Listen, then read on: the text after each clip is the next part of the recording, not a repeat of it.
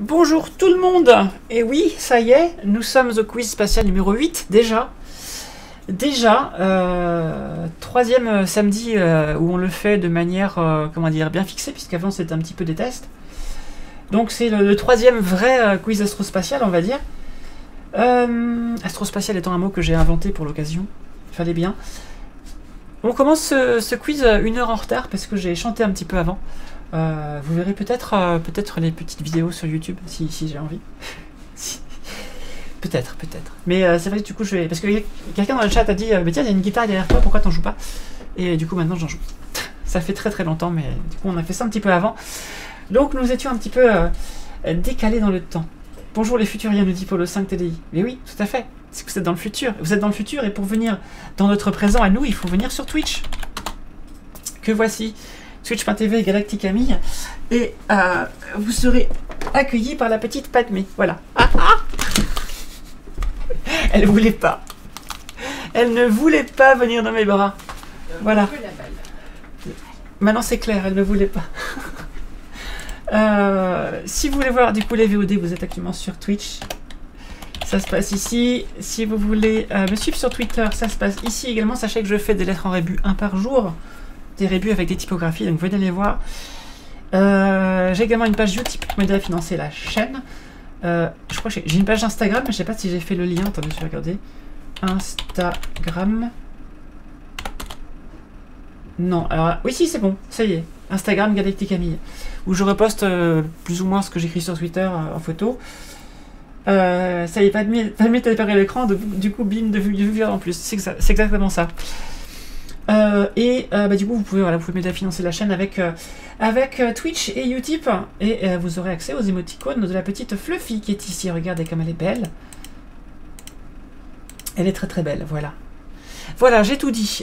Si vous êtes chez vous pour jouer à ce quiz, c'est simple, vous comptez 1 point par bonne réponse. Si vous êtes un petit peu joueur et joueuse et que vous aimez les défis, vous pouvez mettre -1 pour une mauvaise réponse.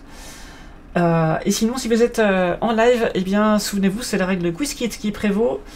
Si vous répondez juste, vous avez des points positifs. Si vous répondez faux, vous avez des points négatifs. Mais plus vous répondez rapidement et plus le nombre de points est conséquent. C'est-à-dire que si vous avez 30 secondes pour répondre. Si vous répondez au bout de 2 secondes juste, vous avez 28 points. Si vous répondez au bout de 28 secondes juste, vous avez 2 points. Si vous répondez faux au bout de 2 secondes, vous avez moins 28 points. Et si vous répondez faux au bout de 28 secondes, vous avez moins 2 points. Voilà le principe. Donc si vous ne savez pas tout, ce n'est pas grave, vous pourrez toujours rattraper. Et même en cours de route, c'est possible puisque il y a 20 questions et on a largement le temps de se planter ou de briller en société sur ces 20 questions. Donc on peut toujours se rattraper les uns les autres. Mettez bien votre souris sur QuizKit sur la droite de l'écran. Si vous êtes en live pour pouvoir activer QuizKit, il faudra cliquer sur visible. Et Padmé va faire des bêtises. Je le sens, je le sais. Voilà, tu restes là. Tu restes là. Non, tu restes là. Reste là. D'accord. Arrête de me griffer et va-t'en. Le titre du Steam devrait être Qui peut battre le bout aux oreilles. D'accord. On fait ça. C'est où? C'est là, ici. Propriété. On va mettre quiz astrospatial numéro 8. Qui peut battre Elle bouge les oreilles. Voilà. moi je fais ce qu'on me dit, hein. Qui peut battre Elle bouge les oreilles? Oui, sauf que dans Top Chef, Chebest il a 3/4 d'heure de moins que les autres quand même. Donc mais ça marche pas là parce que si on lui met à celui-ci, il faudrait le forcer à répondre après un certain nombre de secondes. Mais ce serait un petit peu de la gruge. Allez, du coup je vais lancer le quiz. Si vous êtes prêts. Est-ce qu'il était là sur le quiz de Jupiter? Je pense qu'il a toujours été là, non? Il y a un moment donné, c'est Emily qui a gagné par contre. C'est vrai que c'est pas compliqué, c'est arrivé souvent que je finisse 2e ou 3e. Allez, on y va. Première question. Qu'est-ce qu'une exoplanète? Une planète sans étoile, une planète ayant une composition exotique, une planète orbitant autour d'une autre étoile que le Soleil, ou une planète ayant un exosquelette. Et je suis en galère avec Padmé. Tout s'écroule. Lâche-la. Tu peux l'attraper, s'il te plaît? Lâche-la. Voilà. Très bien. Non, non, mais il faut que tu... Non, mais non. Tiens, prends-la, s'il te plaît. C'est compliqué quand le chat veut absolument se mettre là où tu veux pas. Voilà, c'est bon. Bon, il y a des questions faciles et des questions que vous savez sûrement, des questions que vous savez peut-être pas, mais avec des réponses tellement débiles que vous allez trouver, et d'autres qui sont plus difficiles. J'en ai fait un petit peu de tout. J'ai fait un peu de tout. Une planète Terminator. Mais non. D'ailleurs, une étoile ayant un exosquelette, ça s'appelle une sphère de Dyson, rappelez-vous. Avec des panneaux solaires partout autour de l'étoile pour capter sa lumière.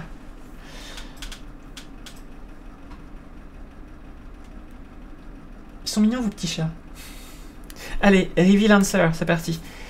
C'était donc une planète orbitant autour d'une autre étoile que le Soleil. C'est bien ça, effectivement. Nous y sommes. Attendez, tout le monde n'a pas reçu la réponse apparemment. Bienvenue à celles et ceux qui sont arrivés. N'oubliez pas de cliquer sur Quiz Kit, sinon vous ne pourrez pas jouer. Quiz Kit. Voilà. D'ailleurs, je vais mettre ça ici, comme ça je pourrai regarder plutôt devant la caméra, ce sera mieux. Alors, du coup, la sœur de Dyson aspire l'énergie avec son moteur Cyclone breveté. Je sais pas. Bravo à celles et ceux qui ont trouvé. Je rappelle que vous pouvez jouer, même si vous ne connaissez pas les questions, c'est pas grave, puisque de toute façon, il y a 20 questions, vous aurez largement le temps de vous rattraper, même si vous prenez en cours de route, puisqu'il est possible que les autres se plantent, rassurez-vous. Et quand on se plante, on a des points négatifs, donc on peut tout à fait gagner avec une seule question, c'est possible. Allez, on y va. Aspire Dyson. Oh, j'ai compris. J'avais pas compris, aux oreilles. JDMI. Mais oui, j'avais pas du tout compris. Désolé. Voilà. Next question. Autour de quelle étoile Didier Queloz et Michel Mayor ont-ils trouvé la première planète d'une étoile de type solaire? Est-ce que c'est 45 Ursa Major? Est-ce que c'est 73 Delphinus? Est-ce que c'est 65 Cygnus? Ou est-ce que c'est 51 Pegasus? Les noms en latin étant les constellations en question et le numéro étant le numéro par ordre de luminosité décroissante de l'étoile dans la constellation. Donc est-ce que c'est la 45e de la Grande Ourse, la 73e du Dauphin, la 65e du Cygne ou la 51e de Pégase? Laquelle est-ce? On en a parlé la dernière fois en plus, la semaine dernière, samedi dernier on en a parlé. Samedi dernier, on a donné la réponse. Donc, si vous étiez là samedi dernier et que vous avez bien retenu, vous devriez savoir. Je vous laisse réfléchir.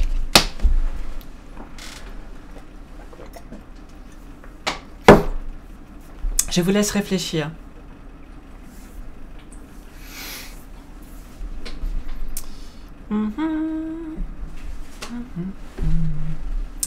Alors, je vais révéler la réponse. Attention, c'est parti. 51 Pegasus, bravo, bravo, vous avez tous et toutes répondu juste. Je vois qu'il y a une personne de plus qui a osé jouer depuis tout à l'heure. Très bien, bravo à toi. Pegasus, moi ça me fait penser à Johnny English tout le temps. Pegasus, nous avons trouvé le tueur. Mais c'est aussi le programme informatique qui espionne tout le monde là, vous savez, Pegasus. Pegasus, c'est pas un cheval ailé, du coup c'est un cheval zélé. Ce sont des chevaux zélés. Des chevaux de 3 zélés. Allez, c'est parti.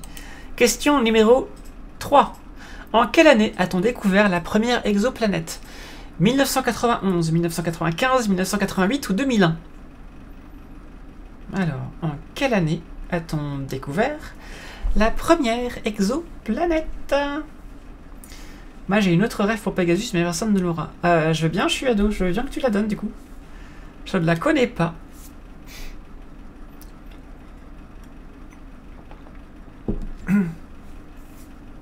Yu-Gi-Oh, d'accord. D'accord. J'espère que quelqu'un a clippé le Ro tout à l'heure.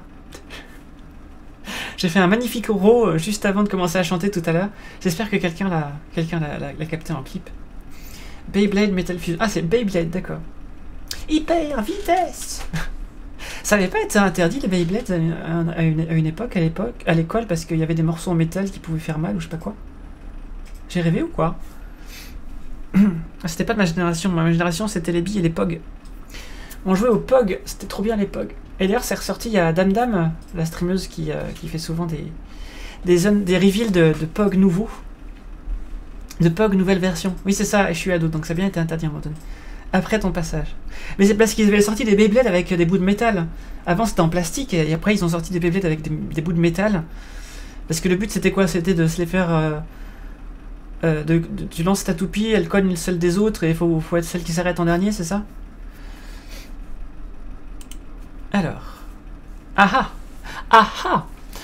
En effet, en 95, on a trouvé la première exoplanète autour d'une étoile de type solaire. C'est pour ça que la question était piégeuse. Mais la première exoplanète à avoir été découverte, c'est en 1991. Et pourquoi on entend beaucoup moins parler? Eh bien, c'est parce que c'est autour d'un pulsar. C'est une étoile à neutrons, une étoile morte très très dense. Et donc du coup, comme c'est pas très hospitalier, on n'a pas mis en avant autant que la planète de 95. Alors c'est le pulsar PSR B1257 plus 12. J'ai ici, attendez, j'ai ici une vue d'artiste qui pourrait, je pense, vous éclairer parce que c'est joli. Voilà. Alors attendez que je vous mette ça en premier plan. Voilà. Voilà. En premier plan, voilà. Ça donnerait quelque chose comme ça avec le pulsar qui fait la taille la taille d'une ville, 10 km de diamètre. C'est très petit parce que c'est un cœur très très dense d'étoiles. Vous imaginez la masse du Soleil, grosso modo la masse du Soleil, ou voire un peu plus, dans une sphère de 10 km de diamètre. Ça fait beaucoup. C'est tellement dense que en fait, les atomes sont cassés, tous les protons sont devenus des neutrons, et vous avez en fait un espèce de gros atome de neutrons finalement. Une espèce de soupe de neutrons, un état très particulier, je me souviens plus trop comment ça marche. Ça remonte à loin dans mes études. Et ça tourne très vite sur soi-même, parfois de l'ordre de la milliseconde, la période de rotation. Et ça émet un jet de rayonnement énergétique, alors j'imagine que ça va être de rayon X. Donc pas cool pour la vie, surtout si le pinceau de rayonnement touche la planète. Ça dépend comment c'est orienté, j'imagine, mais toujours est-il qu'il aurait fallu quand même résister à l'explosion de supernova qui a donné naissance à cette étoile. C'est chaud. C'est chaud, mais en parlant de ça, on a découvert une planète géante autour d'une naine blanche, donc une étoile comme le Soleil, donc une étoile de moins de 8 fois la masse du Soleil, qui est morte non pas en supernova, mais en étendant son enveloppe. Et parce que en fait, il y avait une hypothèse qui disait que potentiellement les planètes géantes pouvaient continuer à orbiter dans l'enveloppe de leur étoile à mesure que celle-ci s'étendait, et il resterait en fait une planète, un cadavre de planète en fait de masse amoindrie après. Moi j'avais cherché des planètes comme ça quand j'étais en master, dans un stage, et puis en fait on en a vraiment trouvé une il y a quelques mois, là, quelques semaines. Mais autour d'un pulsar, en fait c'est probablement des planètes qui sont formées dans les débris de la supernova. En tout cas c'est l'hypothèse qui semble la plus probable pour l'instant. Voilà, voilà. Tac, on revient. Mais ça a été sur les dernières sorties, quand il y a eu des nouvelles versions, quand c'était vraiment Metal Fusion, il n'y avait aucun risque malgré le fait que ce soit métal. D'accord. Tu les glaces? Oui, les 2 barres. De parfum? Oui. Avec des fruits? Oui, il faut bien avec Teresa. Oui. On a acheté de la glace. Je suis tombé en plein dedans. Et oui, mais c'était fait exprès. On n'a pas trouvé aussi une exocomète? Je sais pas. Je sais pas du tout. Ça me dit rien en tout cas. À moins que les planètes soient formées par accrétion de la matière injectée par la supernova. Et c'est ça que... je pense que c'est ça l'hypothèse la plus probable actuellement. Attendez, je vais te dire ça. Je vais voir sur la page en anglais peut-être. Alors attendez. Mais je crois que c'est ça.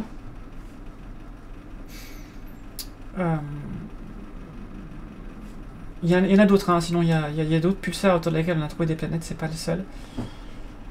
Il y en a une petite... une demi-douzaine, quelque chose comme ça. Non, là j'ai pas... J'ai pas de... Ouais, c'est ça. C'est ça, apparemment l'hypothèse principale c'est avec les débris de la supernova. Que l'étoile aurait capté une partie des débris qui s'en allaient et un disque d'accrétion s'est mis à tourner autour de l'étoile et dedans rebelote, planète, etc. Voilà. Voilà. Déjà du quasar sont... Ah, c'est du pulsar. Quasar c'est autre chose, attention. Quasar c'est une proto-galaxie. Sont polaires, oui. Je crois que c'est polaire, oui. Est-ce qu'une exoplanète pourrait aussi abriter en polaire et non équatorial? Bah, ça dépend, oui, ça dépend comment... ça dépend. Tu peux faire changer l'orbite de quelque chose. Il peut y avoir des inclinaisons d'orbite, c'est tout à fait possible, ça dépend de la formation du truc. Pluton, par exemple, est en orbite décalée de 30 degrés par rapport au reste du système solaire, parce que sûrement il y a eu des perturbations gravitationnelles durant sa formation, des collisions, des choses comme ça. Donc oui, c'est possible. Si une étoile capture une planète flottante, par exemple, ça peut tout à fait arriver dans une direction polaire aussi, c'est possible. C'est possible. Next question. Alors, comment s'appelle la méthode de détection d'exoplanètes qui consiste à mesurer la baisse de luminosité d'une étoile? Est-ce que c'est la méthode des ombres Doppler? Est-ce que c'est la méthode des luminosités radiales? Est-ce que c'est la méthode des passages occultants ou est-ce que c'est la méthode des transits planétaires? Au lieu de répondre l'heure, il faut répondre zar à la question quoi? Quoi zar? Ah, quoi? J'ai pas compris. Quoi zar? Un coiffeur. Ah d'accord. D'accord, d'accord. Ça va être Quasar. Voilà. J'ai un ami qui disait ça va être trou noir. Il fallait répondre ta greule. Voilà. Ah là là. Enfin, c'est toujours un ami d'ailleurs. Il joue les trains rébus régulièrement. Et il les trouve. Il n'est pas aussi fort qu'à boule de oreilles, mais il les trouve. Bien, vous avez trouvé les trains rébus d'aujourd'hui? Vous l'avez trouvé? T'as pas compris? Dans le film Rrr de Alain Chabat, quand ils vont se coucher, ils disent ça va être tout noir et les gens ils répondent ta gueule. Et donc, ça va être trou noir, ta greule. Voilà. C'est tout. Alors, c'était bien la méthode des transits planétaires. La méthode des vitesses radiales, c'est différent. On mesure le rapprochement et l'éloignement de l'étoile à mesure que la planète tourne autour, puisque quand deux choses se tournent autour de choses massives, ça décale le centre de gravité en dehors de l'étoile, ou en dehors de... en tout cas pas au centre de l'étoile, et donc elle tourne autour de ce centre de gravité avec sa planète, et ça fait un mouvement de va-et-vient. Et bien sûr, plus il est ample, plus la planète est massive, et plus c'est facile à détecter. Enfin, comment dire, c'est soit que la planète est très massive, soit qu'elle est très loin. Moi j'y connais rien, donc flemme de perdre mes points. Nouvelle question. Quel phénomène physique est utilisé dans la méthode de détection d'exoplanètes des vitesses radiales? Est-ce que c'est l'effet photoélectrique? Est-ce que c'est l'effet Zeeman? Est-ce que c'est l'effet de Fourier? Ou est-ce que c'est l'effet Doppler? Et donc la méthode des vitesses radiales, il suffit de regarder passer une planète devant son étoile, et en fait ça fait une ombre chinoise, ça cache une partie de la lumière de l'étoile. Et en mesurant ça par rapport au temps, on se rend compte quand est-ce que la lumière de l'étoile baisse, et ça nous donne la taille de la planète, du coup, parce qu'on voit le bord, on voit l'entrée de la planète devant l'étoile et la sortie, donc on peut comme ça mesurer la taille de la planète avec des calculs. C'est pas immédiat, il y a une marge d'erreur, il y a des incertitudes bien sûr, mais ça permet de conduire à cela. Là je suis paumé. Ah ah! Donc les vitesses radiales, ça sert à détecter le mouvement de va-et-vient d'une étoile. Ah, t'as peut-être pas répondu assez vite, c'est possible. C'est possible, c'est possible. Alors, nous allons révéler la réponse. Ah, je vois qu'il y en a qui ont de la stratégie, qui répondent pas quand ils connaissent pas. Comme ça, ils sont sûrs de pas avoir les points en moins. Haha, attention. Alors... En fait, quand une étoile se rapproche ou s'éloigne, eh ben, les ondes lumineuses qu'on reçoit d'elle vont être modifiées. De la même manière qu'un équipement de pompier alarme toutes alarmes dehors qui s'approchent de nous, va comprimer les ondes sonores de son alarme devant lui et les étirer derrière lui, parce qu'il va plus vite que l'onde sonore, tout simplement. Donc il rattrape, pas plus vite, il va pas plus vite, il brise pas le mur du son, mais disons qu'il va vite par rapport... Il va à une vitesse conséquente par rapport à la vitesse de ces ondes sonores. Et donc la crête des vagues sonores du coup devant le camion va être plus resserrée, vont être plus resserrées et derrière plus espacées. Donc ça fait un son aigu à l'avant, un son grave à l'arrière, c'est pour ça qu'on entend... comme ça. Et pour la lumière, c'est pareil. pour la lumière, c'est pareil. Et donc, ce qu'on fait, c'est qu'on mesure en fait le spectre lumineux d'une étoile. On regarde les raies d'absorption qui sont dedans, puisqu'il y a des atomes dans l'atmosphère de l'étoile qui vont absorber certaines couleurs de l'étoile et donc qui ne vont pas nous parvenir jusqu'à nous. Donc, ça fait en fait ce qu'on appelle une raie d'absorption. C'est simplement une couleur noire dans le spectre lumineux de l'étoile. Et si par exemple il y a de l'hydrogène dans l'atmosphère de l'étoile, donc il y a un endroit dans le rouge où il manque de la lumière parce que l'hydrogène de l'étoile l'a absorbé. Et ben on reçoit cette lumière avec cette couleur manquante, nous, et on sait exactement à quelle longueur d'onde, à quelle couleur ça doit correspondre, parce qu'on connaît l'hydrogène, on sait l'étudier en laboratoire, etc. Et ce qu'on fait, c'est qu'on regarde si ça a bougé, parce que si l'étoile se rapproche de nous, eh bien elle a bleui, et donc cette fameuse couleur manquante, eh ben, c'est décalé vers le bleu. Elle est plus bleue que ce qu'elle était avant. Et si l'étoile s'éloigne de nous, eh bien cette raie devient plus rouge, l'étoile devient plus rouge qu'avant, et donc on peut détecter ça.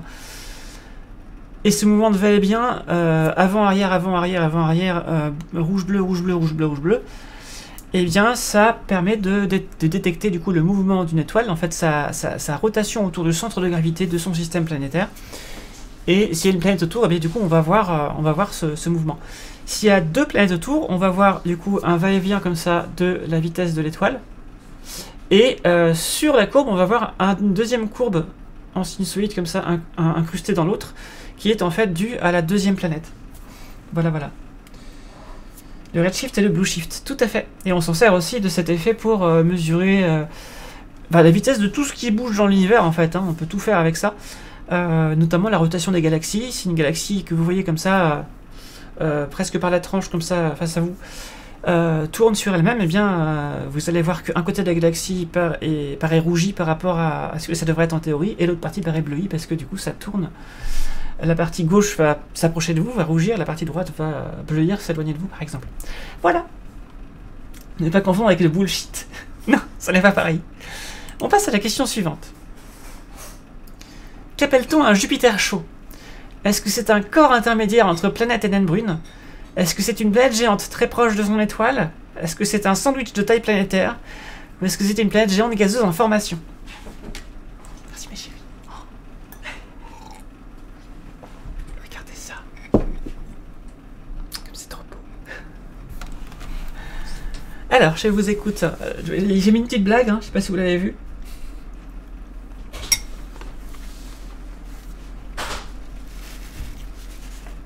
J'ai mis une petite blague.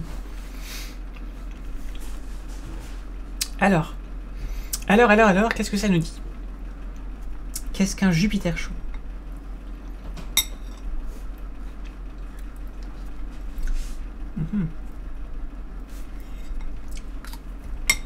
Alors, je suis en train de manger de la glace artisanale à la menthe et à la châtaigne, et c'est trop bon. C'est trop bon. Voilà, c'est une planète géante gazeuse très proche de son étoile, puisque, rappelez-vous, on en avait parlé dans les émissions précédentes. Est-ce que j'ai une émission maintenant? Attention. Petite peau de raisin. Les planètes géantes, quand elles se forment dans leur système planétaire, en fait, qu'est-ce qui va se passer? Elles vont attirer à elles tout ce qui bouge, enfin tout ce qui bouge pas, enfin tout ce qui est prêt, quoi, dans le disque de poussière du système protoplanétaire. Et grosso modo, c'est très simple. Quand vous êtes en orbite autour d'une étoile, si jamais vous ralentissez, eh bien vous allez vous désorbiter, donc vous rapprocher de l'étoile. Et si jamais vous accélérez, vous allez partir vers l'extérieur. Et le fait comme ça de manger entre guillemets la matière du disque en orbitant autour de son étoile, fait qu'elle va gagner ou perdre un peu de vitesse. Donc si elle mange en fait, alors je sais plus dans quel sens ça marche, mais si elle mange d'un côté ou si elle mange de l'autre, elle va du coup s'approcher un petit peu ou s'éloigner un petit peu. Il faudrait que je refasse le petit schéma dans ma tête, mais si c'est pas le bon sens, vous inversez, c'est pareil. Grosso modo, si elle mange à gauche ou à droite, eh ben, elle va se rapprocher à gauche ou à droite. Et comme ça, de proche en proche, à force d'aspirer de la matière, la planète va migrer vers son étoile ou vers l'extérieur de son étoile. Et donc, il existe des planètes géantes qui vont se retrouver très près de leur étoile, à tourner en quelques jours autour de leur étoile, donc beaucoup plus près que Mercure en fait. Ce qui, du coup, en fait des torches, quoi. Voilà. Donc, on appelle ça des Jupiters chauds. Chez nous, on n'en a pas. Chez nous, on a des planètes géantes vers l'extérieur du système solaire et des planètes telluriques vers l'intérieur. On s'est longtemps demandé pourquoi notre système solaire était si particulier, puisque les premières planètes qu'on a trouvées, c'était que des Jupiters chauds, parce que le biais de mesure fait que c'était plus facile à trouver des planètes qui tournent très vite autour de leur étoile, donc on peut vite revoir passer, et qui sont très massives, donc qui font un gros effet, ça c'était facile à voir. Mais on ne comprenait pas pourquoi, parce que les planètes géantes, on sait qu'elles se forment loin de leur étoile, là où on peut avoir très vite un noyau de glace très conséquent, 40 masses terrestres pour Jupiter au début de sa formation, avant que le gaz du système se barre. Parce que pour faire une planète géante, il faut du gaz. Et pour pouvoir faire une planète géante, il faut qu'il y ait au moins voilà, quelques dizaines de masses terrestres de glace qui soient formées pour avoir tout le gaz avant 1 million d'années, parce qu'après c'est trop tard. Après c'est trop tard. Et la glace, on ne peut pas la trouver plus près que 5 unités astronomiques de notre étoile, par exemple, parce que sinon ça devient du gaz, c'est trop chaud, quoi. Il fait trop chaud, il y a trop de lumière. Donc on se demandait pourquoi, puis donc voilà, le mécanisme qu'on a trouvé, c'est qu'effectivement il y a un échange de vitesse de rotation entre le manger et la planète en formation, et donc ça fait déplacer la planète soit vers l'intérieur, soit vers l'extérieur, selon comment ça s'est goupillé, quoi. Voilà. J'ai hésité, j'ai bien fait de répondre tard. Ben voilà. J'ai eu un bug, j'ai dit F5, j'ai peur que ça apparaisse mon score, je sais pas. Sandwich parce que ça fait penser à hot dog, c'est pour ça. Un chien chaud. Allez, on passe à la suite. Alors, entre 2006 et 2014, un télescope spatial du CNES était en service pour détecter des exoplanètes. Quel était son nom? Corot, Dali, Monet ou Van Gogh? Alors, quel peintre c'était? Corot, Monet, Dali ou Van Gogh? Je vous laisse réfléchir. Dites-moi tout.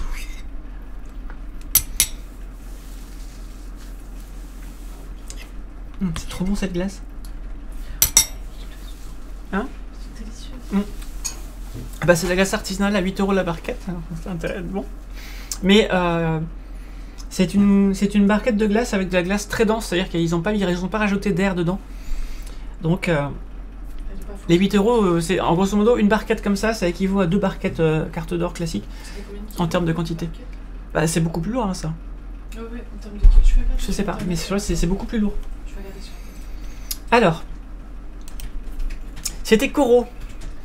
Corot, et donc Corot ça veut dire convection, rotation et transit planétaire. Enfin, convection, rotation et transit planétaire. Voilà. Ce sont, du coup, c'est un satellite qui étudiait les phénomènes rapides sur les étoiles et les transits planétaires de planètes devant leurs étoiles. Voilà, donc il avait 2 fonctions. Et donc il a été retiré en 2014, probablement parce qu'on ne pouvait plus refroidir sa caméra. Sachez que les caméras font de la chaleur, et si vous observez en infrarouge, eh bien vous observez la caméra en fait, ce qui n'est pas hyper génial. Donc on la refroidit avec de l'hydrogène, de l'azote ou de l'hélium, selon les longueurs d'onde d'infrarouge auxquelles on veut accéder, et la chaleur du coup qu'on peut se permettre d'émettre par la caméra.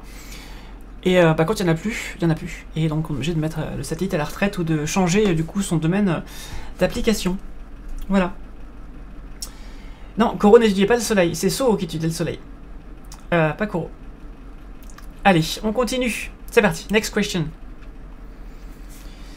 Qu'est-ce que l'astérosismologie? Domaine connexe à la détection d'exoplanètes. Est-ce que c'est la mesure et l'analyse des séismes terrestres? Est-ce que c'est le dernier héros sismologue? Est-ce que c'est la mesure et l'analyse des séismes d'étoiles? Est-ce que c'est la mesure et l'analyse de séismes d'exoplanètes? Je vous laisse réfléchir à la question. Je crois qu'on a un petit peu spoilé la réponse juste avant.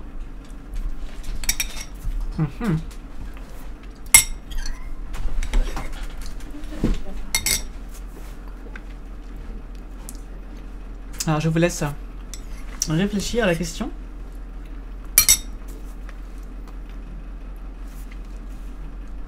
Alors. Adam a un peu spoilé la réponse. C'est vrai. Ça vous fera des points comme ça, c'est bien. Petite Callisto là-haut. Padmé a guéri sa balle.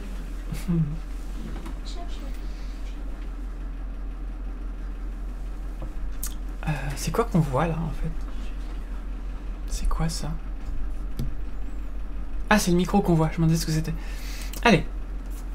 Non, c'était pas intentionnel. C'est bien la mesure et l'analyse des séismes d'étoiles. Le dernier héros sismologue, c'est parce que c'était Last Hero Sismologie. Je trouvais ça rigolo. Est-ce que c'était rigolo? Donc oui, c'est la mesure et l'analyse de séismes d'étoiles, puisque en général, les télescopes qui détectent les exoplanètes font aussi ça, puisqu'il s'agit en fait finalement, que ce soit les transits ou les vitesses radiales, d'autres méthodes encore, dont je ne parlerai pas là tout de suite, mais le principe c'est toujours de voir des variations de lumière, que ce soit dans le spectre ou dans le total, très rapide, ou un petit peu rapide.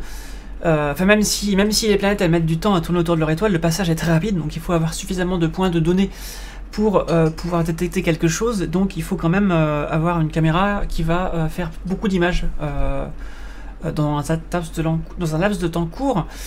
Et donc ça permet de voir par exemple les modifications de la surface, de la taille et de la forme d'une étoile qui sont dues du coup à la convection à l'intérieur et du coup aux variations en fait, aux variations de tout un tas de trucs qui s'appelle en fait la sismologie des étoiles, et qui peut faire varier la luminosité, faire varier la forme, faire varier la couleur, faire varier, je sais pas moi, les phénomènes à la surface, plein de choses comme ça.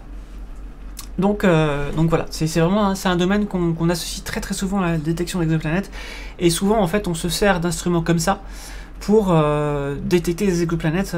L'instrument qui a servi à la découverte de 51 Pégase a servi aussi à ça, son successeur aussi, avec lequel j'ai travaillé quand j'étais en stage de Master 1. Et quand j'étais en thèse, souvenez-vous, j'ai travaillé sur un instrument qui s'appelle Myosotis, que j'avais appelé Myosotis, c'est moi qui avais fait le nom, ouais. Qui était en fait des fibres optiques qu'on mettait sur toutes les étoiles du champ qu'on observait, et on récupérait la lumière de ces étoiles pour mesurer des transits, non pas d'exoplanètes devant leur étoile lointaine, mais d'objets de chez nous, des tout petits objets de la Saturne de Kuiper passant devant des étoiles lointaines. Il fallait beaucoup d'images par seconde, et cet instrument avant a été utilisé pour faire de l'astérosismologie en prenant le spectre de chaque étoile dans chaque fibre. Voilà, donc c'est vraiment des domaines qui sont très très liés. C'est donc un abus de langage que de parler de sismologie. Bah non, c'est comme ça qu'ils appellent ça, des séismes stellaires en fait. Mais voilà. En tout cas, ça, astérosismologie, c'est comme ça que ça s'appelle. Héliosismologie, c'est la même chose mais appliquée au Soleil. Tout simplement. Et du coup, la mesure et l'analyse de système de séisme d'exoplanètes, ce serait aussi de la sismologie, tout simplement. Voilà. C'est parti. Quelle information peut être obtenue en combinant les résultats d'un transit planétaire et des vitesses radiales? Est-ce que c'est la densité de la planète? Est-ce que c'est le nombre de lunes de la planète? Est-ce que c'est l'albédo de la surface de la planète? Ou est-ce que c'est la composition atmosphérique de la planète? Je rappelle que densité, c'est masse sur volume, et albédo, c'est ce qui est réfléchi sur ce qui est absorbé en termes de luminosité. À vous de me dire.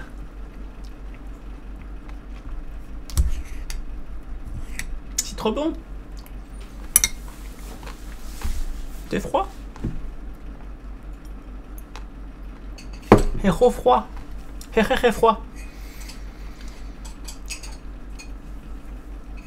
C'était très froid. Alors, qu'avez-vous trouvé? Qu'avez-vous trouvé? J'ai raté la physique en première parce que t'es une merde. Faut dire qu'au lycée, la physique, c'est pas la chose la plus passionnante qui soit. C'était la densité de la planète.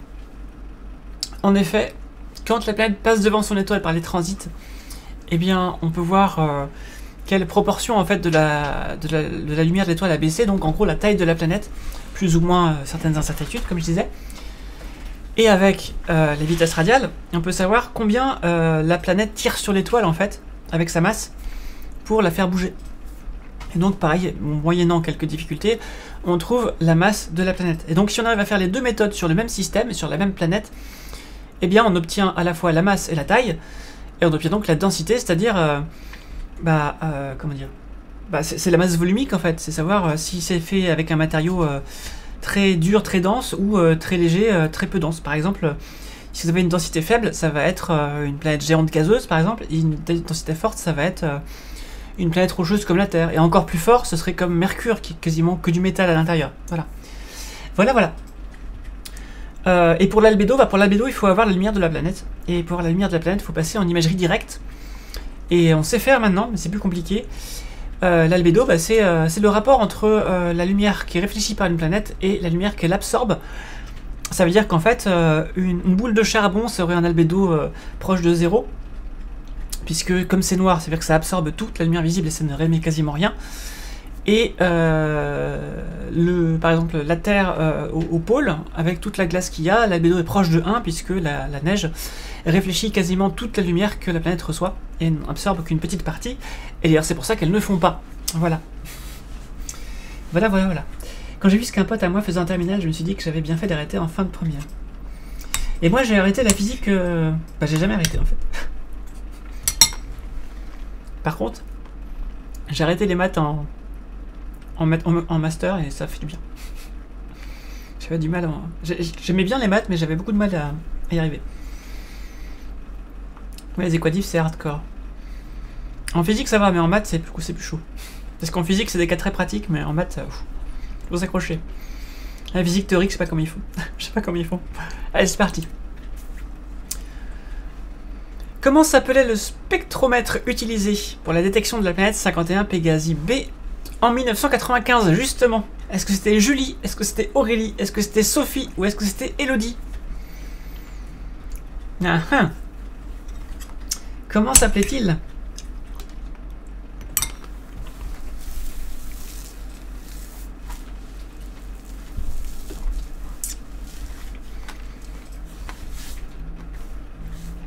Comment se l'appelait-il?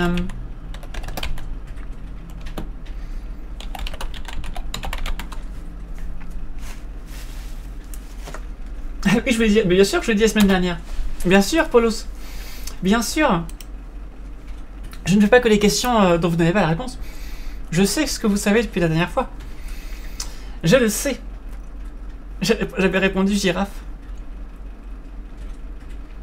Comment ça, girafe? Il n'y a pas girafe dans les réponses. C'est Elodie. Elodie. Attendez que je vous retrouve le sigle. Ça veut forcément dire quelque chose.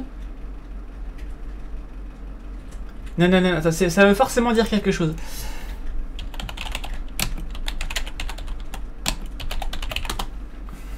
Alors. Ça veut forcément dire quelque chose.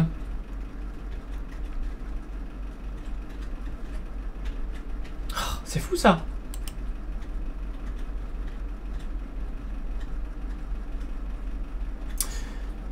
Eh ben, je sais pas ce que veut dire Elodie, figurez-vous.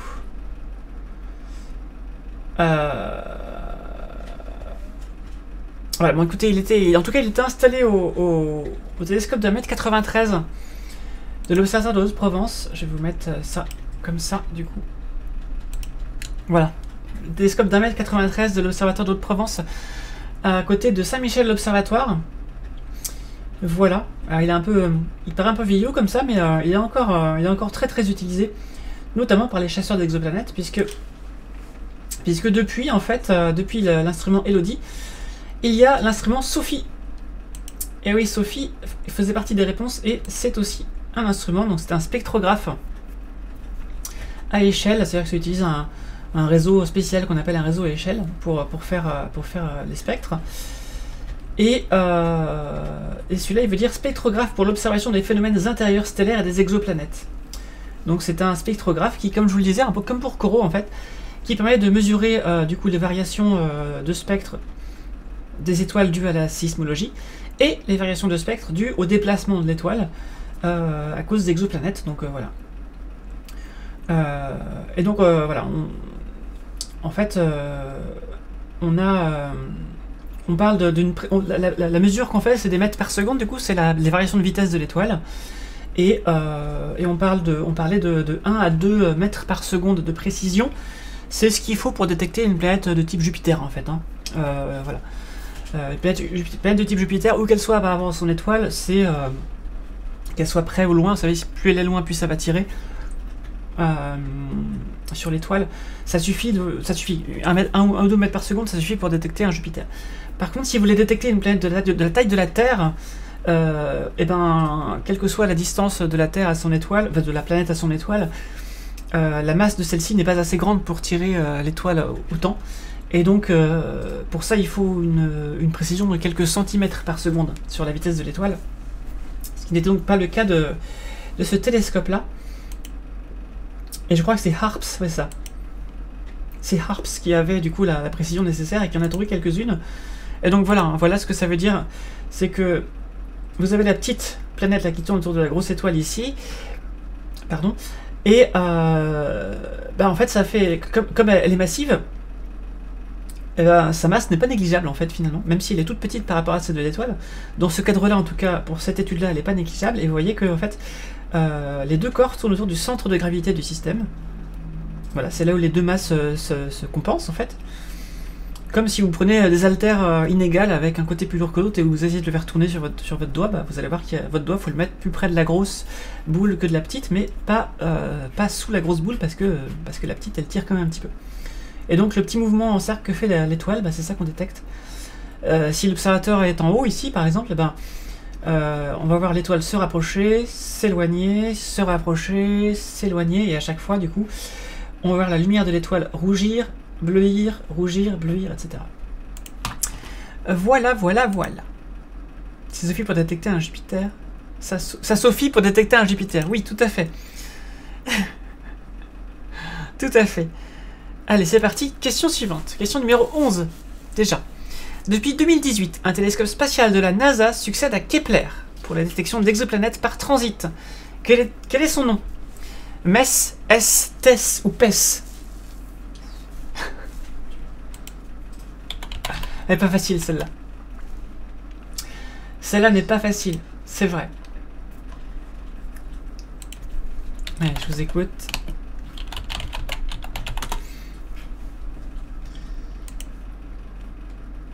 Elle n'est pas facile celle-là. Elle n'est pas facile.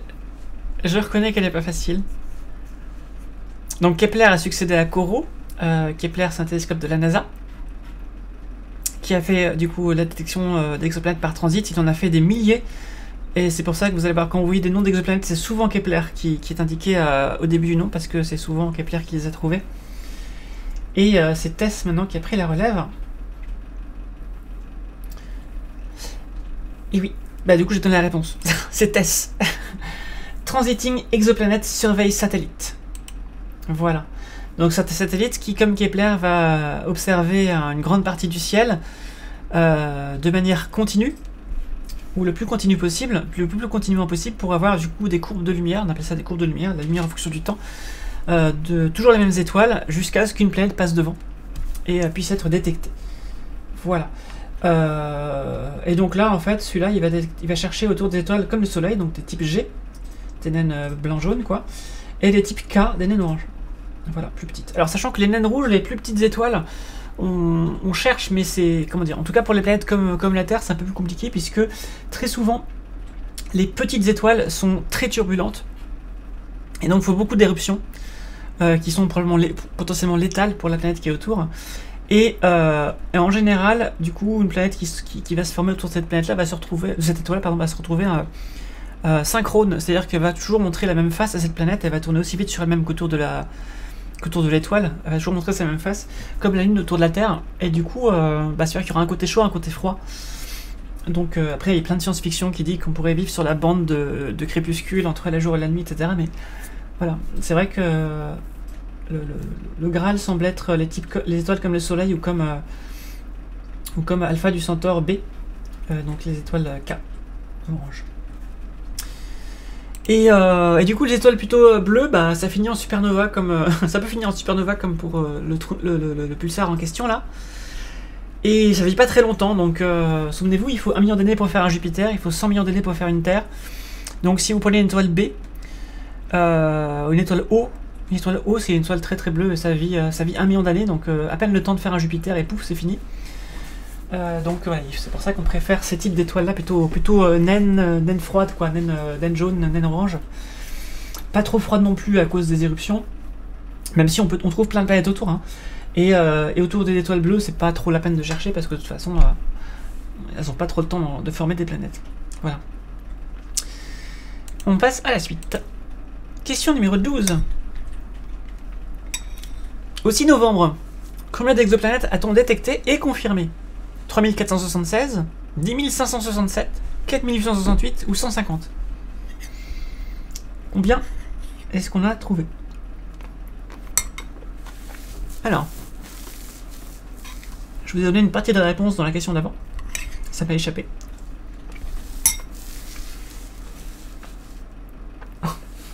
Je suis ado, enfin, herpès, non. Réponse beaucoup. Alors, qu'est-ce que vous m'avez dit? Voyons voir, voyons voir, voyons voir.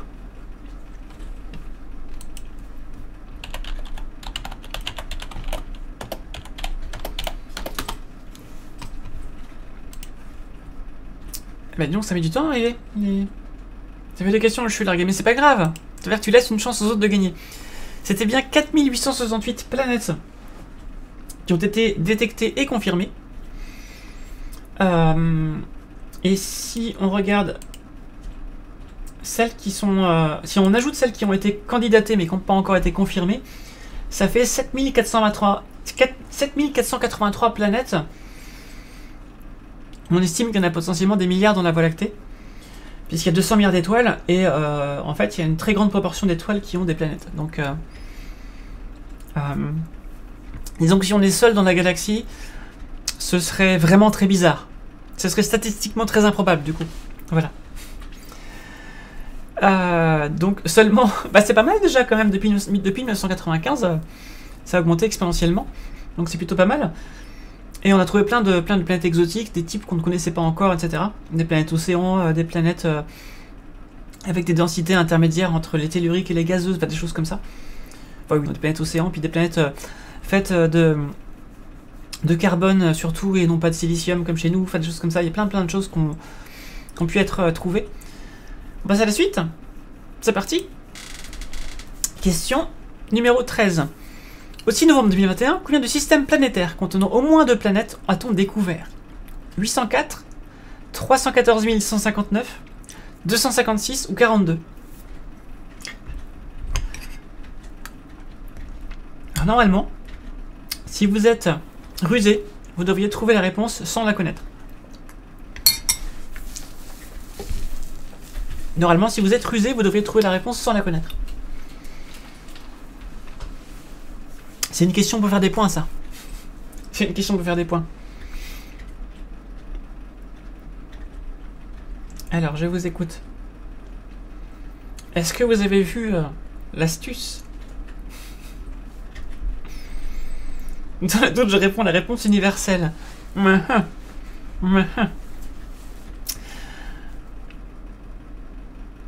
Universelle. Ça veut dire que c'est un cheval, tu mets une selle verte unie dessus, c'est ça? Universelle. Voilà. Allez. Bravo, c'était bien 804. Alors, j'imagine que vous êtes dit, bon, 42, ce sera un petit peu bizarre parce que c'est quand même la référence geek par excellence, la réponse à toutes les questions du guide du voyageur galactique de Douglas Adams. 256, c'est quand même vachement un multiple de 8, c'est quand même vachement bizarre. Hein, ça fait très bit flip, ça fait très bug informatique. 314 159, ça fait quand même très pi. Alors bon, peut-être pas quand même. Et donc du coup c'est 804. Effectivement, il y a 804 systèmes planétaires avec au moins 2 planètes que l'on a trouvés et confirmés. Et si on ajoute les non confirmés, ça nous fait 984 systèmes planétaires multiples. Donc avec plus d'une planète. Nous on en a 8 pour l'instant. On a 8 avec un candidat, la planète 9, et juste candidate pour l'instant. Et voilà. J'ai pas pu répondre, j'ai eu un souci avec mon navigateur. Oh, désolé. La première porte la caméra, ça fait trépied. Quoi? Ça fait trépied. J'ai pas compris. Donc voilà, 804, ça fait beaucoup quand même. Hein. Si on veut faire une fédération galactique, ça commence à faire un sacré nombre de membres potentiels. Allez, la suite. Comment confirme-t-on justement l'existence d'une exoplanète? En recalculant les données, en combinant des méthodes et en répétant la mesure, une détection de la planète suffit, en prenant un air très convaincant.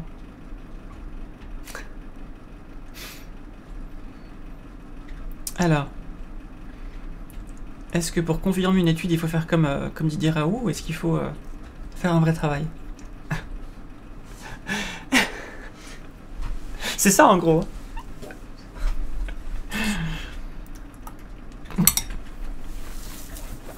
Est-ce que t'inquiète frère, ça suffit? Comme confirmation.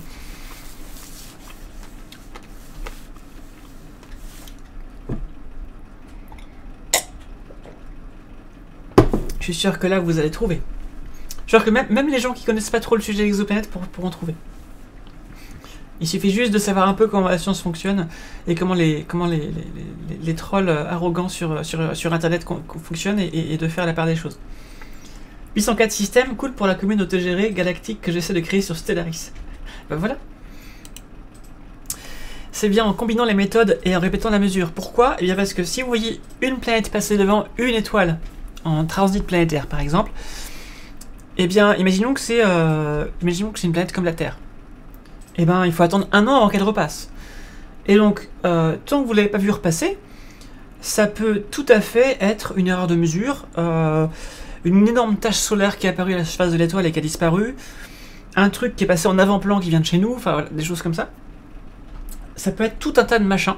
Ça peut être aussi, comme c'est arrivé pour plusieurs fois, une fois c'était des gens qui avaient détecté un signal très chelou en radio, en micro-ondes, et en fait c'était tellement cyclique qu'ils disaient ah mais c'est extraterrestre et tout, puis en fait non, c'était le micro-ondes de la salle café qui était allumé tous les jours à la même heure. Et ils se sont rendus compte un certain temps après avoir fait la mesure. Voilà, donc il faut faire attention à ça, et donc pour ça, eh bien on attend de voir un deuxième transit de la même planète. On s'assure que c'est pas une autre planète, donc on attend, voilà. Et bien sûr, plus les orbites sont longues, plus c'est difficile à faire. C'est pour ça que je vous ai dit qu'on trouvait au début surtout des Jupiters chauds, puisque ça revenait tous les quelques jours et c'était facile à détecter, ça faisait des grosses baisses de lumière, tellement d'ailleurs que même avec des télescopes amateurs on peut le faire. Hein. Si vous avez un télescope amateur bien réglé et que vous avez les bonnes instructions de la part des astrophysiciens professionnels, vous pouvez tout à fait contribuer en fait à la confirmation d'exoplanètes, c'est déjà arrivé. Et si vous avez ensuite une autre méthode, c'est encore mieux. C'est toujours mieux de voir la même chose de deux façons différentes. Par exemple, quand on voit les sursauts gamma, eh ben, il y a des télescopes qui vont essayer de voir s'il y a un rémanent en lumière visible, et en général, ils voient qu'il y a un astre qui est apparu en lumière visible juste après le sursaut gamma, donc avec les deux longueurs d'onde, ils disent ok, ça peut pas être un bug, puisque nous aussi on a vu un truc dans une autre longueur d'onde. C'est pas possible que deux bugs arrivent en même temps dans deux longueurs d'onde différentes, dans deux télescopes différents, de deux équipes différentes dans le monde, quoi. C'est pas possible. Et donc là, en plus de ça, le truc c'est que c'est pas toujours facile à faire.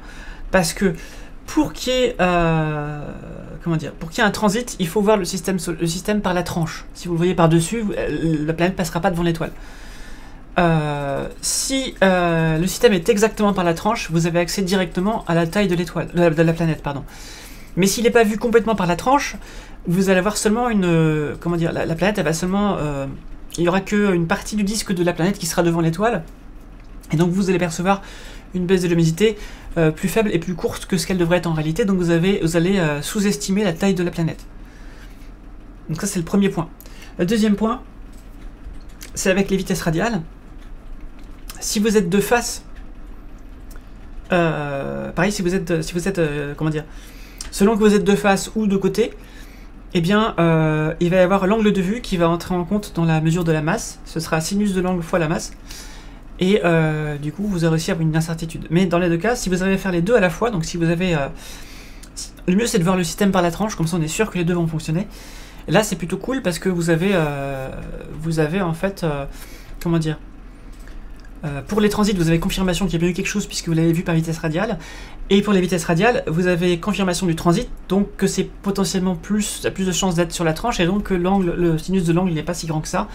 Et donc que du coup, vous avez plus précisément la masse de la planète que ce que vous auriez eu si vous n'avez pas eu le transit. Voilà.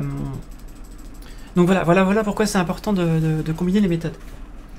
Et Penzias et Wilson, ah oui c'est vrai, Penzias et Wilson ils ont cru que c'était que ce qu'ils observaient partout dans toutes les directions, le brouhaha qu'ils observaient partout en radio, c'était les crottes de pigeons sur l'antenne, mais non, ils l'ont nettoyé, ça y était toujours, en fait c'était le fond diffus cosmologique, la première lumière de l'univers, qui rayonne en micro-ondes, et oui. Et oui, de l'autre côté, quand on a découvert le fond diffus cosmologique, les scientifiques ont cru que c'était des merdes de pigeons sur l'antenne, c'est ça, tout à fait, elle boucle les oreilles, tout à fait, Paulo 5 t'as dit. Et donc pour Poupouille 69, on peut effectivement recalculer les données, mais recalculer les données, ça permet de voir si toi tu t'es pas trompé. Ça ne permet pas de voir si s'il y a des biais de mesure ou de technique que tu n'as oublié d'enlever. Ça suffira pas de recalculer les données, il faut aussi les recontextualiser pour ça. Et ça suffit pas parce que de toute façon, il faut faire plusieurs observations pour confirmer quelque chose.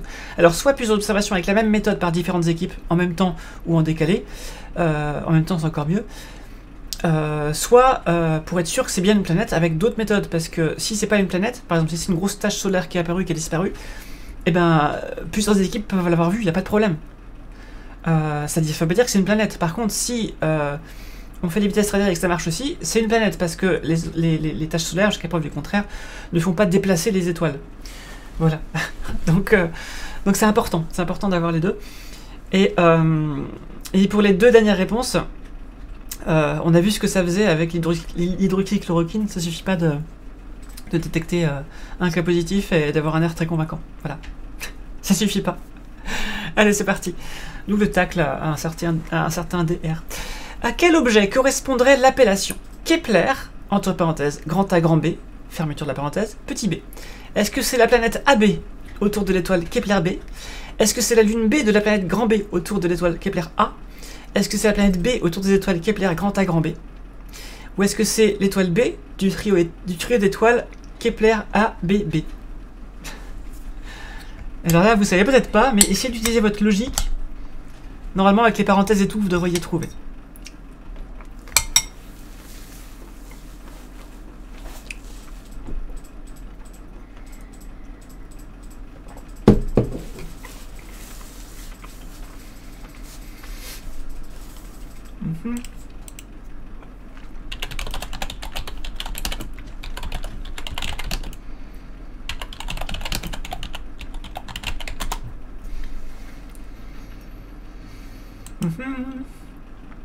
Alors attendez, je cherche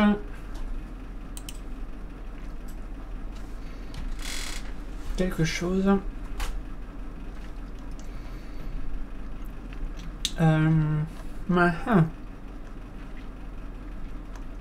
Ah, j'aurais bien aimé retrouver ça.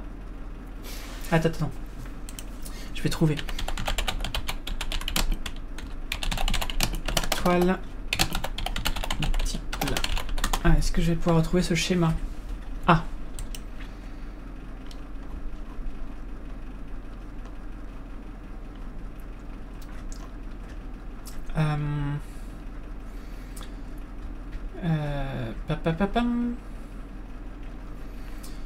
Je cherche la page avec le schéma de nomenclature que je pourrais du coup vous montrer. Ah. Je tiens quelque chose là. Je tiens quelque chose, mais... Ouais. Ok. Ok. Donc la réponse. La réponse c'était la planète numéro petit b autour des étoiles Kepler grand A et grand B. Donc Kepler dans l'appellation, c'est que c'est une étoile observée par le satellite Kepler. C'est le catalogue Kepler. Les catalogues d'astres, en fait, c'est le nom du catalogue. Donc en général, c'est soit l'astronome qui l'a fait, soit l'instrument qui l'a fait. Ensuite, le numéro d'entrée dans le catalogue. Donc là je l'ai pas mis, mais normalement il y a un numéro, ce numéro d'entrée. Ensuite, grand A, grand B. c'est les parents. C'est le papa, la maman, le papa, la maman, comme vous voulez. Quand c'est une étoile multiple. Par exemple, Alpha Centauri a 3 étoiles. Alpha Centauri A, Alpha Centauri B, Alpha Centauri C. Alpha Centauri C étant Proxima du Centaure, que vous connaissez bien comme étant la plus proche de nous. Et ensuite, le petit B, c'est un astre non stellaire qui tourne autour des étoiles. Donc ça peut être une naine brune, c'est-à-dire un astre intermédiaire entre les planètes et les étoiles, ou une planète. Donc là, on est sur un système avec 2 étoiles, grand A et grand B. Et puisque le petit b est associé aux 2 à la fois entre parenthèses, ça veut dire que le petit b tourne autour des 2 étoiles à la fois. C'est comme Tatooine en fait. Tatooine tourne autour de ces 2 soleils, et ces 2 soleils se tournent au milieu, l'un autour de l'autre. Mais il peut y avoir des systèmes où on a une planète qui tourne autour d'une étoile, et le tout tourne autour d'une autre étoile, ou d'un couple d'étoiles, etc. Et donc, si c'était le cas, si c'était par exemple la planète petit b qui tourne autour de l'étoile grand B, eh ben ce serait Kepler, je sais pas, numéro 32. Ensuite, ce serait grand B, petit b, tout simplement. Et le grand A serait pas mentionné, parce que s'il y a un grand B, c'est qu'il y a un grand A, forcément. Et du coup, le petit b ne tourne qu'autour du grand B. Voilà. Donc là, j'ai un exemple ici. Je suis déçu parce qu'il y avait tout une arborescence que j'avais trouvé. Donc ça, c'est l'étoile 55 de la constellation du Cancer, donc Cancri CNC, qui est au milieu. Donc 55 CNC. Elle est simple, celle-là, donc c'est grand A, mais il n'y en a qu'une seule, donc on ne le met pas. Et ensuite, il y a 4 planètes. C, B, E et F. 4 planètes confirmées. C'est pour ça qu'il manque des lettres.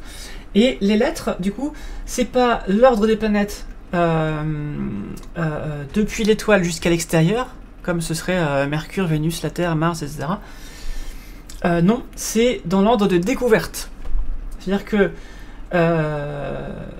55 CNC, grand A, petit a, bah c'est elle-même. Grand A et petit a, c'est pareil, du coup.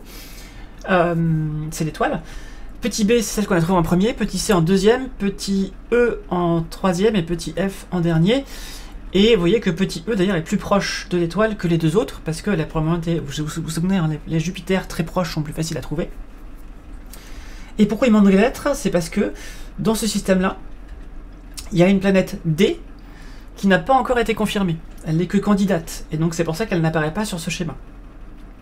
Mais donc elle a été trouvée après la C, et avant la E, et on sait là, comme ça je peux pas vous dire où elle est sur le schéma, parce que elle est pas forcément, enfin la lettre ne dit pas à quelle distance elle est de son étoile. Je vais vous dire d'ailleurs c'est 55 Cancri, 55 CNC. Alors la petite D, alors attendez, vous l'avez, donc je suis sur le site exoplanète.eu, comme ça vous pourrez faire toutes les recherches que vous voulez. Exoplanète.eu, ça vous dit si elles sont confirmées ou pas, etc. Alors, est-ce qu'elle est confirmée depuis? Alors, depuis, elle est confirmée. Donc, depuis cette page Wikipédia qui n'est pas à jour, du coup, je sais pas depuis quand elle date cette page Wikipédia, mais donc depuis, ça a été confirmé. Depuis, ça a été confirmé. Elle se situe à 5,4 fois la distance Terre-Soleil. AU, ça veut dire unité astronomique, 150 millions de kilomètres Terre-Soleil. Donc, 5,4 fois, donc à peu près la distance de Jupiter chez nous. Mais non, mais refile-moi ton 55 CNC là. Allez, il faut la rechercher. 55 CNC. Et donc on cherchait la C. La C, c'était la 3e planète. Ok. Donc la 3e, elle est seulement à 1/5 de la distance Terre-Soleil quand même. Hein. La 3e planète. C'est ouf. Elle tourne autour de son étoile en 44 jours, alors que Mercure, c'est en 88 jours. C'est costaud. Et la E, c'était la plus proche. La E, c'était la plus proche sur le schéma. Elle tourne en 0,7 jours. Elle met moins d'une journée à faire le tour de son étoile. C'est chaud. Ça veut dire qu'en fait, une journée là-bas, c'est pas la durée de rotation de la planète sur elle-même, c'est carrément la durée de révolution, quoi. Je sais pas, je pense qu'elle doit être synchrone, cette planète, en étant si proche. Du coup, elle doit toujours montrer la même face à son soleil. Donc il va y avoir un côté très très chaud, un côté torche et un côté, plus froid. Si c'est un Jupiter chaud, eh bien ça veut dire qu'il fait chaud des deux côtés puisqu'il y a une atmosphère qui va réguler la température. C'est quoi? Qu'est-ce qu'on sait d'elle? Qu'est-ce qu'on sait de cette planète? Est-ce qu'on connaît sa masse ou pas? Masse. C'est une planète tellurique. Elle fait, un cinquantième de la masse de Jupiter.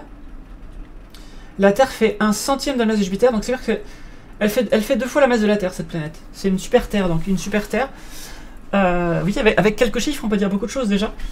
0,03 masse de Jupiter, c'est en gros un cinquantième de Jupiter, en termes de masse. Et une telle densité, une telle masse, c'est forcément... je pense que ça doit être du tellurique, sauf si elle a un grand volume. Est-ce qu'on sait ça ou pas? Radius. Elle fait un... Ah, attendez, non, elle fait un cinquième du rayon de Jupiter. Un cinquième du rayon de Jupiter, c'est quand même assez gros. Donc, elle fait 2 fois la masse de la Terre, mais elle fait un cinquième du rayon de Jupiter. Elle fait aussi elle fait 2 fois la taille de la Terre. 2 fois la taille de la Terre et 2 fois la masse de la Terre. Donc, c'est typiquement soit une super Terre, soit un mini Neptune. On sait pas trop du coup là. Je sais pas si ça a été, déterminé. Vous voyez, des fois quand on est sur des cas intermédiaires comme ça, on saurait pas trop quoi dire. Même si on a les données, je pense que ça a été fait par transit et par vitesse radiale, ce qui fait qu'on a la masse et le rayon. Mais vous voyez, la densité, ça dit pas grand chose parce que c'est pile poil dans la zone intermédiaire qui est assez petit pour être comme la Terre.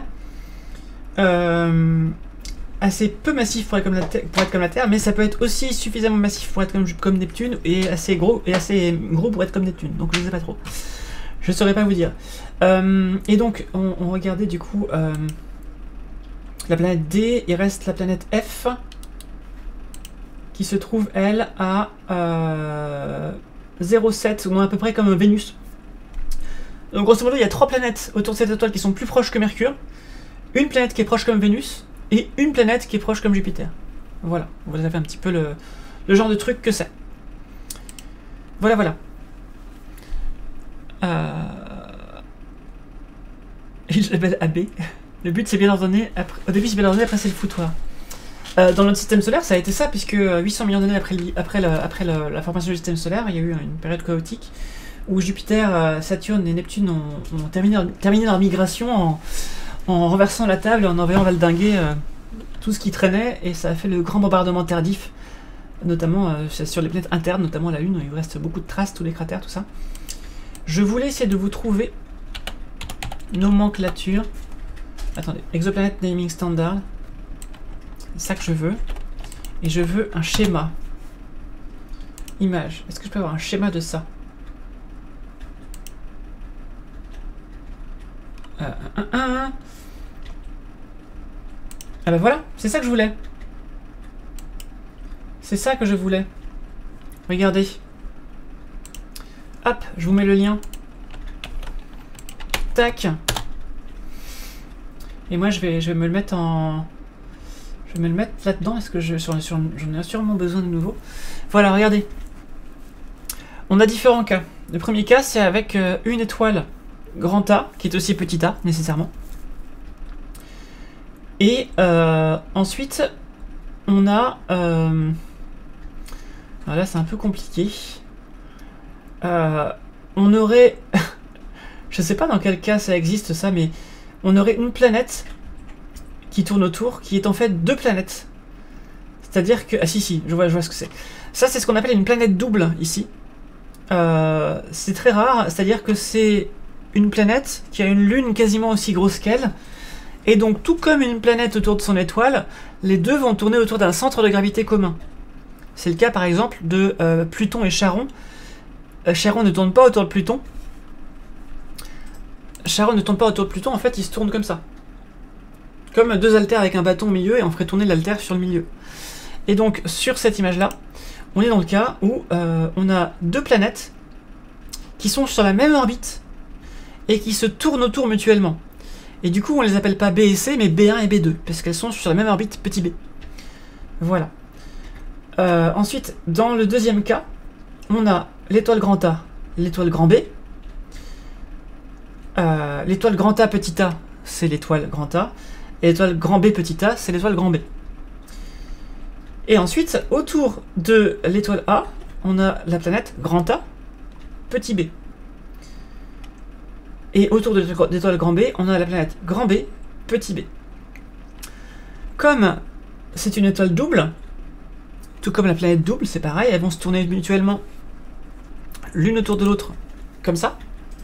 Et donc, on peut tout à fait avoir une planète qui va orbiter autour du couple des deux. Et donc ça, c'était sur la question qu'on a fait tout à l'heure. C'est la planète petit b de grand A grand B. D'accord ? Voilà. Ensuite, on a ce cas-là, où on a par exemple, du coup, les deux étoiles qui se tournent l'une autour de l'autre. Je vous le mets. Alors, voilà. Et autour du couple, on a deux planètes. La grand A grand B petit b et la grand A grand B petit c. Et le dernier cas, c'est simplement, on a un couple d'étoiles qui se tourne autour, toujours, mais c'est seulement autour de grand B qu'il y a une planète, et donc c'est grand B petit b. Et après, vous pouvez avoir tout plein de combinaisons entre ces quatre cas généraux. Vous pouvez vous amuser. Vous pouvez vous amuser à tracer des cercles comme ça. Vous pouvez faire ça sur votre papier, tracer comme ça, et essayer de nommer, essayer de me trouver, s'il vous plaît, essayez de me trouver, de me dessiner l'exoplanète au nom le plus incompréhensible possible.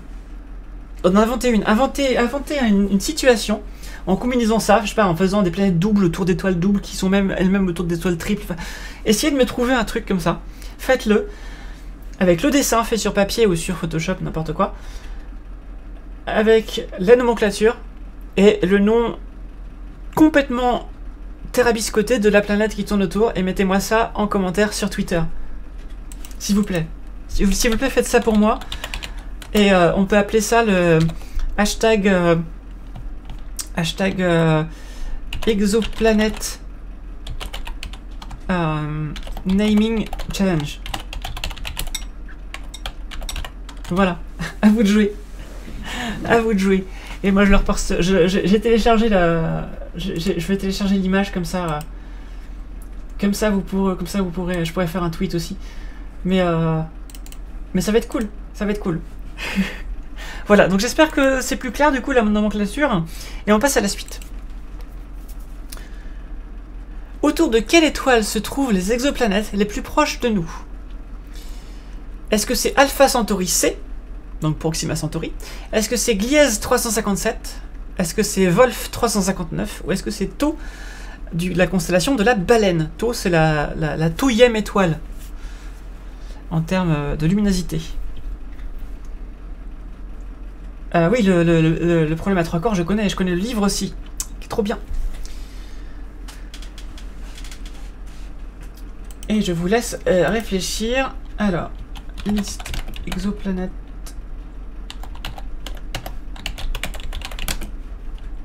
Proche.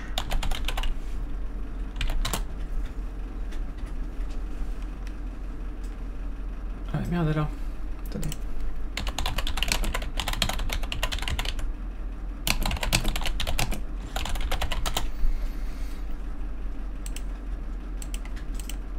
Hop, je vais revenir ici. Alors, du coup,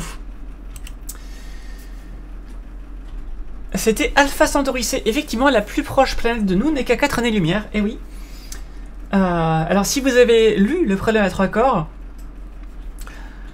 de Liu Cixin, cette information devrait vous faire flipper. Parce qu'il a écrit ce livre avant qu'on découvre ces planètes. Donc, je vous invite à lire ce livre. Il est génial. Il y a 3 tomes. Et du coup, l'information que Proxima Centauri a une planète autour, ça devrait vous faire flipper. Moi, des fois, j'ai beaucoup de rêves et de cauchemars qui se passent dans cet univers-là. C'est très bizarre. Depuis que j'ai lu ce bouquin, c'est très très bizarre. Comme si mon cerveau avait intégré genre bah, que ce qui se passe dans le livre, ça se passe vraiment quoi. C'est normal, c'est comme ça. C'est marrant. Donc Alpha Centauri C. Donc je vais taper Proxima, du coup c'est plus facile dans ce sens-là. Parce que oui, les étoiles peuvent avoir plusieurs noms, hein, selon dans quel catalogue on les prend. Proxima c'est le nom usuel, on va dire. C'est comme ça qu'on dit, c'est le nom usuel. Et donc, nous avons Proxima Centauri C et B. Donc il y a deux planètes autour de Proxima Centauri C. Enfin de Alpha Centauri C ou Proxima Centauri a deux planètes, petit b et petit c. Voilà, cette fois-ci on est bon. C'est une planète, c'est une étoile naine rouge qui fait 1/10 de la masse du Soleil. Voilà. Elle a été découverte du coup de la planète en 2019. Elle fait 0,03 fois la masse de Jupiter. Donc elle est plus petite que la Terre, cette planète, en masse en tout cas. La Terre c'est... Attendez, non, je dis n'importe quoi. La Terre c'est 0,001 masse de Jupiter. Donc elle est... Non, en fait, tout à l'heure j'ai dit une connerie sur d'autres planètes là. 0,03 fois la masse de Jupiter, ça fait quand même 30 fois plus que la Terre. Ça reste 30 fois plus lourd que la Terre. Ok. Et son rayon, on l'a pas. On n'a pas son rayon. Donc probablement que c'est une planète qui n'est pas... Ouais, c'était détecté par vitesse radiale. C'est peut-être une planète qui n'est pas confirmable par transit planétaire. Donc ça, on ne doit pas pouvoir l'avoir par la tranche. Et peut-être que ça a été confirmé par une autre façon, une autre méthode encore. Proxima Centauri B. Ouais, c'est ça, pareil. Ouais, donc il n'y a pas de transit qui a pu être fait parce que probablement que c'est pas incliné comme il faut, donc ils ont dû la confirmer d'une autre façon. Il y a d'autres méthodes hein, qui existent, il y a l'astrométrie, micro-lentille gravitationnelle, il y en a plein. Et donc là, alors là pour le coup c'est 0,004 masse de Jupiter, donc là c'est 4 fois la masse de la Terre. Donc on s'approche plus d'une planète de type terrestre. Par contre avec une gravité de ouf. Hein. Si c'est le cas, si c'est bien une planète de la taille de la Terre, c'est une gravité de ouf. Si la densité est bien aussi forte que celle de la Terre, voire plus. Voilà. Donc ce sont les planètes les plus proches. Si on regarde les autres, après on a... j'avais dit quoi? On a Wolf... non, Gliese 357. Gliese 357. Il y a 3 planètes autour. Et elle se situe à... alors 9 fois 3, ça fait 3 fois 9... 9 et 9, 18 et 3, je sais plus calculer, c'est horrible. Je sais plus calculer. Je suis fatigué. 27, c'est ça. 3 fois 9, 27, j'ai du mal, désolé. 1 parsec c'est 3,26 années-lumière, donc grosso modo ça fait 27 années-lumière, à peu de choses près. Et qu'est-ce qu'on a d'autre? On a Wolf 359. Non, 359. Qui a 2 planètes. Celle-là est à grosso modo 6 ou 7 années-lumière de nous. Et enfin, on a Toseti. Alors Toseti, elle a beaucoup de planètes. Et elle est à peu près une dizaine d'années-lumière de nous. Voilà. Donc on reste quand même sur la distance proche, mais la plus proche c'était quand même Proxima Centauri. On passe à la suite. Ah, il y a un Twitter qui propose des animations de problèmes à 3 corps. D'accord, c'est chouette. Vous pouvez vous faire des problèmes je vous expliquerai après. Combien de planètes non confirmées inclus contiendraient le plus peuplé des systèmes exoplanétaires connus? Je vous ai spoilé la réponse quelques secondes. Je vous ai spoilé la réponse quelques secondes. Donc vous devriez avoir la réponse normalement.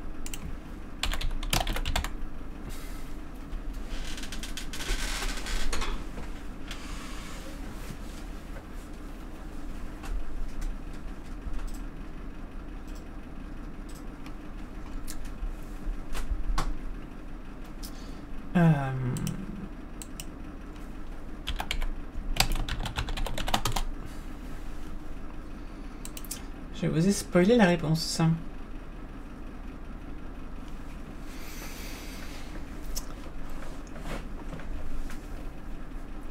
Non, c'est pas Toseti, mais ça, normalement, ça devait éliminer pas mal de choses dans la réponse.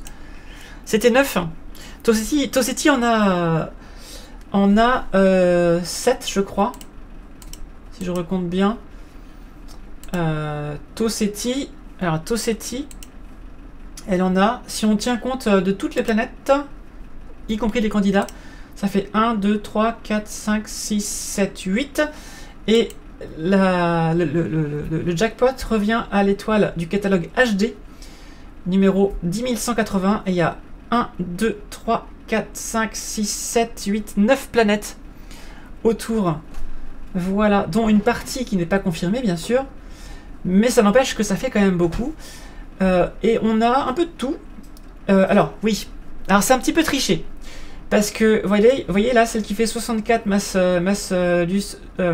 terrestre, celle qui fait 25 et celle qui fait 23, c'est potentiellement des naines brunes. Il y a potentiellement 3 naines brunes, c'est-à-dire des astres qui sont plus lourds, plus massifs que des planètes géantes gazeuses, mais pas assez pour faire des réactions nucléaires.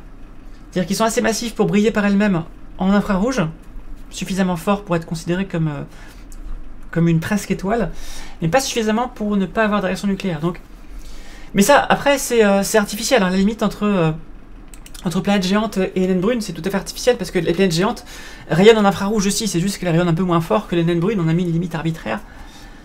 Donc, selon comment on compte, ça peut être 9 planètes ou 6 planètes et 3 naines brunes, voilà. Mais bon, en tout cas, c'est quand même, ça fait quand même un système planétaire assez mastoc. Hein. Il y a quand même 9 machins qui tournent autour d'une étoile. C'est quand même pas rien. Voilà, donc c'est HD 10180. Je vous le mets en commentaire si ça vous intéresse. Voilà, si vous voulez explorer ça. Et maintenant que vous savez comment ça se dénomme une planète, bah vous ne serez plus perdu. Si vous voyez un grand A, un grand B, un petit F, tout ça, vous savez ce que ça veut dire. On passe à la question d'après. C'est parti. Qu'est-ce que la zone habitable d'une étoile? Est-ce que c'est la gamme d'orbites permettant de l'eau liquide en surface? Est-ce que c'est la gamme d'orbites où des planètes rocheuses se trouvent? Est-ce que c'est les portions solides de la surface d'une étoile? Ou est-ce que c'est la zone où la Fédération Galactique autorise l'installation? Est-ce que c'est la zone où le cadastre permet l'appropriation des terres? J'attends votre réponse. J'ai ma chérie qui sourit à côté parce qu'elle a vu la blague. J'ai fait une blague. J'écoutais ça en même temps.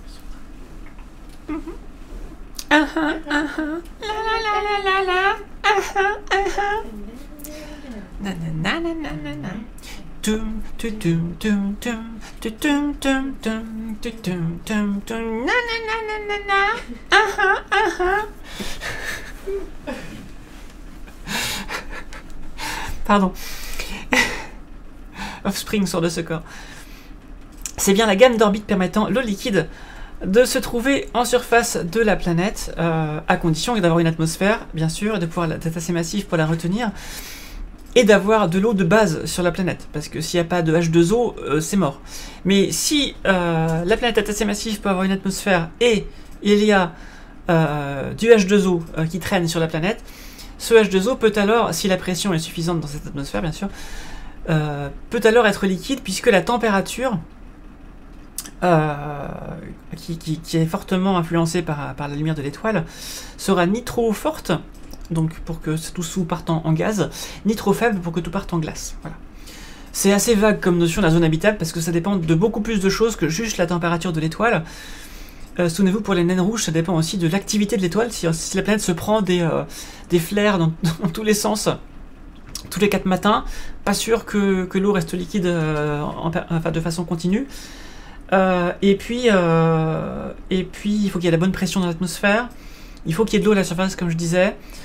Et puis, on peut trouver une zone habitable autour d'une planète géante, qui n'est pas dans la zone habitable de l'étoile. Par exemple, Europe ou Encelade autour de Jupiter et Saturne respectivement sont des boules de glace avec un océan fondu à l'intérieur. Et c'est dû en fait aux forces de marée de la planète géante qui réchauffe l'intérieur de la planète, du satellite, en le distordant. Donc une zone habitable, ça peut varier quoi. Et puis on peut aussi imaginer une planète autour d'une naine rouge justement, qui soit pas forcément dans sa zone habitable, mais qui soit synchrone avec l'étoile, avec une face côté jour permanent et une face côté nuit permanente, avec une bande de crépuscule dans laquelle les températures et pressions sont clémentes et l'eau est liquide. Voilà, c'est tout à fait possible aussi. Donc Stordan, merci. Et la Fédération Galactique n'existe pas encore, en tout cas, si elle existe, nous en tout cas on n'est pas invités pour l'instant. Et donc on sait pas. Et il n'y a pas de portion solide sur la surface d'une étoile, c'est du plasma, donc il n'y a pas de surface solide.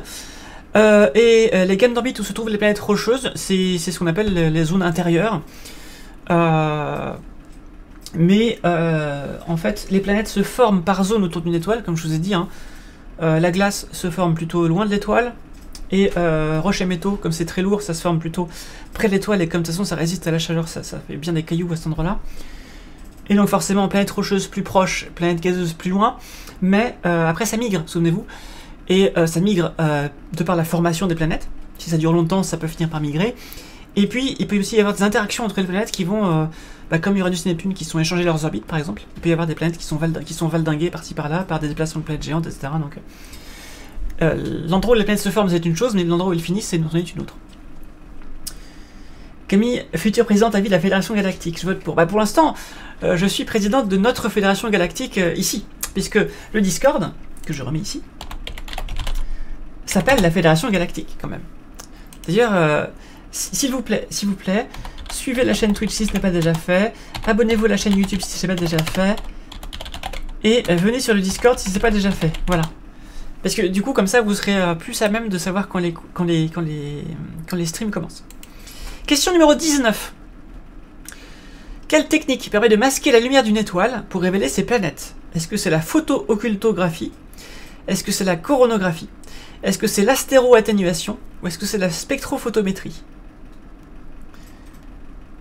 Alors, est-ce que vous connaissez le nom de cet instrument qui permet également de masquer le soleil pour voir, il reste plus que 4 secondes, pour voir sa couronne?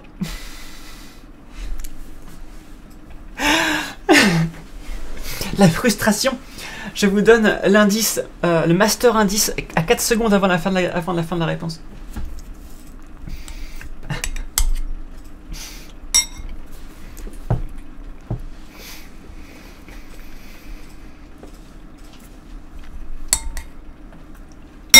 Pardon. Je suis en train de manger un Yes version Super U, ça faisait des années que j'en ai pas mangé, ça m'a fait envie, c'est trop bon. C'était bien la coronographie. La coronographie, donc ça consiste à mettre dans l'instrument un petit disque occultant qui est pile poil centré au centre du champ, là où on va mettre l'étoile, et qui est calculé de manière à ce que ça masque le disque de l'étoile quand il est résolu, parce que si c'est une étoile trop lointaine, le disque n'est pas résolu, il faut faire un masque qui soit pas un rond, mais qui soit une forme un peu compliquée, qui prend en compte en fait simplement l'étalement de la lumière de l'étoile sur le capteur, mais pas la vraie taille de l'étoile. Enfin, c'est un truc d'optique un peu compliqué, mais on s'en sort, on y arrive. Et donc même sur des étoiles lointaines, on peut le faire avec cette deuxième technique par-dessus. Ça permet donc de voir la couronne de l'étoile, donc vous avez la photosphère de l'étoile qui est en fait la surface, là où la lumière sort de l'étoile. Ensuite vous avez l'atmosphère de l'étoile qui est de plus en plus froide à mesure que on monte en altitude par rapport à la surface. Et ensuite ça remonte jusqu'à 1 million de degrés, donc la surface du soleil c'est 6000 degrés, et puis après on redescend, et puis après on remonte à 1 million de degrés dans la couronne de l'étoile, donc c'est l'atmosphère étendue qui est en fait un plasma très très chaud, parce qu'il y a les champs magnétiques de l'étoile dedans qui chauffent et tout ça, c'est très compliqué, mais c'est beaucoup plus chaud, et pour l'étudier il faut cacher l'étoile. Et quand on n'a pas une éclipse de soleil sous la main, qui n'arrive qu'une fois par an, une fois sur le globe grosso modo, et bien on prend un coronagraphe. On fait des éclipses artificielles, et appliqué à des étoiles lointaines, on peut comme ça révéler des disques de poussière autour, des planètes en formation, qui font des sillons dedans, en mangeant ce qu'il y a dedans, et voir carrément des planètes. Alors, je vais vous montrer un petit peu. On a l'instrument sphère qui fait ça au VLT. Alors, attendez. Faire VLT, exoplanète. Est-ce que je peux vous trouver...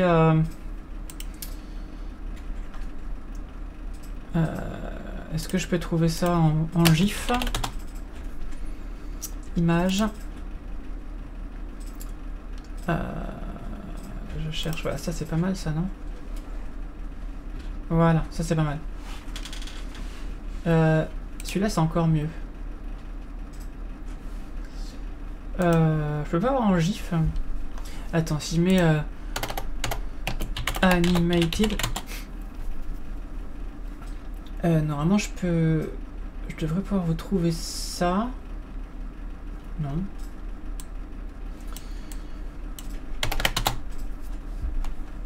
Ah, attendez, je vais trouver. Je sais qu'il existe des petits films qui ont été faits.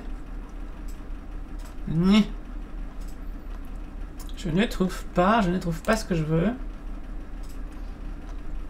Ça peut-être. Ça. Ah voilà, parfait, je l'ai. Donc c'est l'étoile HR 8799. Je vais vous mettre ça ici, qui a été observé du coup par l'instrument sphère du VLT, donc qui est un coronographe très avancé qui permet justement de cacher. On voit pas le disque de l'étoile parce que c'est trop petit, c'est trop loin, mais on cache ce qu'on appelle la fonction d'étalement de point. C'est-à-dire que l'étoile est près comme un point, mais elle bave sur le capteur selon une certaine forme étalée particulière, et qu'on peut du coup masquer avec un masque prévu pour. Je vous en dirai pas plus parce que je sais pas, c'est pas ma spécialité, mais c'est possible. Et voilà, au fil des années, vous voyez, on voit les 4 planètes de cette étoile, en tout cas les 4 qu'on voit, tourner autour de cette étoile. Alors on voit que l'échelle, c'est sa distance là, ça fait 20 unités astronomiques, donc 20 fois la distance Terre-Soleil, donc 20 fois 150 millions de kilomètres. Ça veut dire que grosso modo, cette étoile est à peu près à 30 unités astronomiques. Je sais plus parler. Cette planète est à peu près à 30 unités astronomiques de son étoile, vous voyez ici. Celle-ci est à 20 à peu près. Celle-ci doit être à 40. Et celle-là plutôt à 60, un truc comme ça. Sachant que, attention, Neptune, elle est à... Donc Jupiter, elle est à 5 unités astronomiques. Et Neptune, en unité astronomique, elle est à 30 UA. Ça veut dire que ces deux planètes-là sont plus loin de leur étoile que Neptune ne l'est du Soleil. En gros, c'est leur planète 9 à eux. Voilà, donc nous, si on a une planète 9, ce serait quelque chose de ce genre-là. Et c'est pour ça qu'on la cherche d'ailleurs. Voilà. Ensuite, cette image, elle est absolument folle. Hein. C'est vraiment ouf, quoi. Je vais la mettre ici. Alors, quelle est la particularité de la planète candidate M51 ULS1 petit b, découverte en 2020? Est-ce que c'est l'exoplanète la plus semblable à la Terre? Est-ce qu'elle se situe dans une autre galaxie? Est-ce que c'est la première exoplanète dont on connaîtrait des lunes? Est-ce qu'elle est en train d'être éjectée de son système planétaire? C'est une news qui est parue il n'y a pas longtemps. Il y a quelques semaines tout au plus. Et si vous connaissez un petit peu l'astronomie, les 3 premiers caractères devraient vous donner la réponse. Parce qu'attention, dans la dénomination, regardez, il y a un truc en plus là. Il y a un truc en plus dans cette dénomination qui n'était pas là avant. Si vous refaites un petit peu la règle du jeu qu'on avait fait ensemble, il y a un paramètre de plus par rapport à ce qu'il y a d'habitude. C'était facile du coup. Elle est dans Messi 51, bravo. En effet, petit b c'est la planète, 1 c'est le numéro d'entrée de l'étoile dans le catalogue ULS. ULS 1b c'est ce qu'on a l'habitude de voir, Kepler 353b, etc. Sauf que là, il y a la fille, la mère et la grand-mère. En plus, il y a 3 générations là. Il y a en fait la galaxie haute. Pour les étoiles de la Voie lactée, on se fait pas chier, on met pas Voie lactée parce que jusqu'à présent on n'avait pas trouvé de planète en dehors de la Voie lactée. Les astronomes ils font comme ça, hein. Tant que ça n'existe pas, ils s'en foutent. Par exemple, la définition de planète, c'est qui orbite autour du Soleil, qui n'est pas une étoile et qui a nettoyé son orbite, grosso modo, et qui est sphérique. C'est les 4 points. Mais qui orbite autour du Soleil. Parce que avant, on n'imaginait pas qu'il puisse y avoir des planètes autour d'autres étoiles que le Soleil, et donc on s'est dit une planète s'orbite autour du Soleil, point barre. Sauf que quand on a trouvé une planète ailleurs, eh bien, il a fallu créer le nom de exoplanète. Alors j'espère qu'un jour, on va remplacer le mot exoplanète par le mot planète de façon plus générale, et changer cette foutue définition. Parce que c'est quand même vachement anthropocentrique cette affaire-là. Mais c'est en train de se faire dans la pratique, parce que tout le monde dit planète et plus exoplanète. Et du coup, même principe, on s'est dit, ah ben c'est bon, il y a la Voie lactée, on va pas en trouver ailleurs, de toute façon, elle a manque de bol, enfin si, du bol du coup, on a eu le bol d'en trouver une autre ailleurs, et donc en fait il faudrait préciser, Milky Way, Kepler 359b, voilà. Il faudrait préciser en fait, parce que maintenant il faut préciser, parce que maintenant on trouve ailleurs, M51, donc c'est la galaxie des chiens de chasse. Je vous montre, alors là du coup, j'ai pas la news des journaux, par contre j'ai le lien vers l'article sur Archive, je vous le mets ici, si vous avez envie de creuser un peu. Donc ça c'est la source, vraiment ça c'est pas...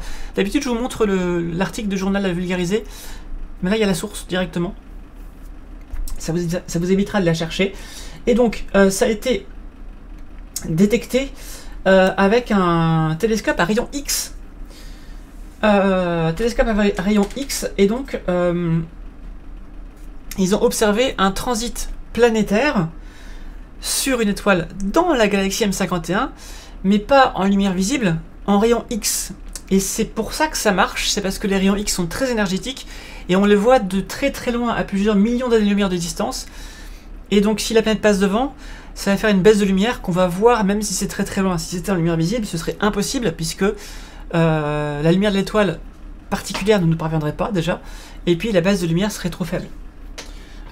Les planètes sont imperméables au rayon X, en fait, complètement. Donc, voilà. Je pense que j'ai compris, ça doit être quelque chose comme ça. Ça doit être quelque chose comme ça. C'est la planète tourne autour. Alors, du coup, c'est M51 ULS, entre parenthèses AB1, du coup. Puisqu'ils disent que c'est une étoile binaire, donc une étoile double très très proche, très rapprochée. C'est-à-dire qu'elles se touchent presque quand elles sont autour. Et, waouh, d'accord, c'est costaud. On nous dit une des deux étoiles est une étoile massive, donc qui va pas vivre longtemps, et l'autre est soit une étoile à neutrons, soit un trou noir. Donc qui était une étoile massive qui a explosé en supernova. Donc la planète qui est autour, c'est probablement quelque chose qui s'est formé après la mort de l'étoile dans les débris, probablement. La mort de la première étoile, et probablement que l'étoile morte est en train d'aspirer la matière de l'autre étoile. Ça c'est probable du coup. Si elles sont très rapprochées et qu'il y a une étoile à neutrons ou un trou noir à côté. Et c'est donc pour ça qu'on a observé un rayon X, puisque les étoiles qui émettent le plus de rayons X, ce sont les étoiles à neutrons et les disques d'accrétion autour des trous noirs. C'est-à-dire que la matière, elle est tellement accélérée par le trou noir autour du trou noir, le disque autour, que elle chauffe très fort au point d'émettre non pas de la lumière toute basique, mais des rayons X. Voilà. Donc, alors oui, on peut détecter des exoplanètes autour d'étoiles dans d'autres galaxies, mais c'est forcément des enfers, puisque c'est en rayon X qu'on les détecte. Voilà. Donc c'est quand même assez mastoc. M51, la voici. Je vais quand même vous la montrer. Non, pas missile M51. Ah, la galaxie M51, voilà. La galaxie M51, la voilà. Voilà, c'est celle-là. Avec les bras spiraux, etc. C'est une galaxie qui est en cours de collision avec une galaxie de taille à peu près similaire, mais qui sont en train de se mélanger. C'est grosso modo la tête que ça aura dans 4 milliards d'années quand la galaxie d'Andromède foncera dans la nôtre. Nous, ce sera la petite, et Andromède, ce sera la grosse, parce que nous, on a 200 milliards d'étoiles, et eux, ils en ont 500 000 à 1000 milliards d'étoiles. Mais en permanence, en fait, notre galaxie est en train de bouffer des galaxies, mais des petites galaxies. Genre la galaxie du Sagittaire, on sait qu'elle existe, pas parce qu'on l'a vue, parce qu'elle elle est quasiment mélangée à la Voie lactée maintenant, mais parce qu'en fait, on se rend compte que c'est tout un groupe d'étoiles dans la direction du Sagittaire qui vont à la même vitesse, en direction et en valeur, et donc on voit que c'est un mouvement d'étoiles qui traverse la Voie lactée qui est en train de se mélanger à elle. Mais voilà, il y a plein de galaxies naines comme ça qu'on est en train de bouffer. Les petits nuages de Magellan et les grands nuages de Magellan, pour l'instant, tournent autour de nous, on les voit dans l'hémisphère sud, ce sont des galaxies naines. Mais je sais pas, peut-être qu'on va aussi les bouffer dans quelques temps. Je sais pas si l'orbite est stable ou pas, ça je sais pas. Voilà. C'est forcément avec des objets de Messier. Chaque fois tu tombes sur du matos militaire, tu cherches... Ah oui. Si vous cherchez M16, vous n'allez pas tomber sur l'NBS de l'aigle. Hein. Et si vous tapez M83, vous allez d'abord tomber sur un groupe de musique. Au lieu de tomber sur la galaxie. Voilà, mais écoutez, on va regarder les résultats. C'est parti. C'est Polo 5 TDI qui a gagné. Bravo, qui peut battre les boucles oreilles? Eh ben Polo 5 TDI, bravo. Bravo. Tu as battu les boucles oreilles. Bravo, bravo. Bravo, elle compte quand même. Bravo les boucles oreilles, bien sûr. Polos, tu as 261 points. Et les boucles oreilles, tu as 222 points. Histrion GG, tu as 77 points. Adam, tu as 56 points. Et Chuado, tu as 23 points. Bravo à celles et ceux qui ont osé jouer. Pour la rapidité. Alors, Histrion, tu as été le ou la plus rapide sur une question de manière juste. Tu as 4 points sur une question, c'est-à-dire que tu as dû répondre au bout de 26 secondes, mais juste. C'est-à-dire que les autres ont beaucoup réfléchi avant de répondre à la question. Aigle aux oreilles, 3,8 secondes. 3,8 points, pardon. Adam 2,6 points.